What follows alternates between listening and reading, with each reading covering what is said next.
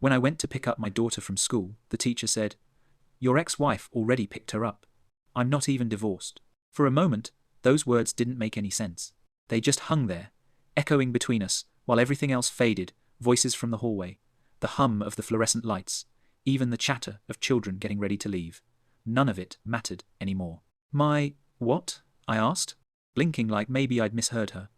"I'm sorry, what did you say?" She frowned, as if replaying the moment herself. "She said she was your ex-wife.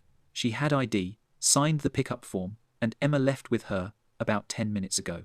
I laughed, one of those short, nervous sounds that comes from disbelief rather than humor, but fear hit me almost immediately afterward. "That's not possible," I said. "That can't be possible." Before I could even process it, my body was already moving. I left the classroom and almost ran down the hallway toward the office.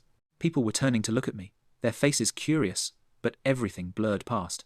The air smelled of crayons and dust and floor cleaner. My heartbeat drowned it all out. The school secretary was on the phone when I reached her desk, hand shaking, eyes wide. "Yes," she was saying.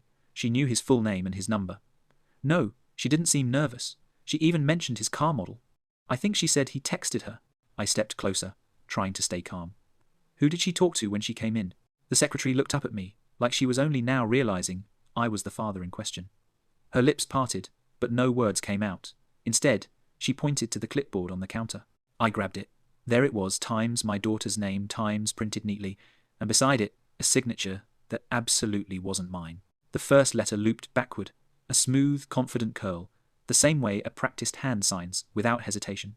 My chest tightened, my stomach dropping into freefall. "Where's the principal?" I asked.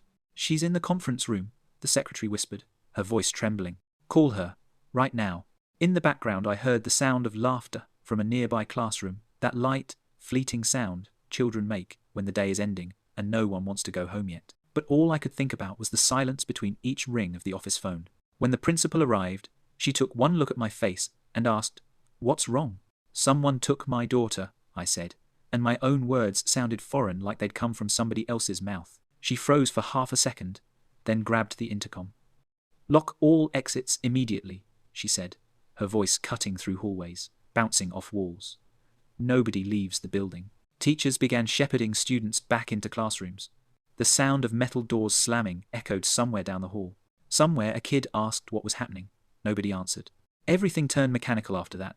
Phones ringing, a panicked radio call to the district security, a computer booting up the CCTV footage.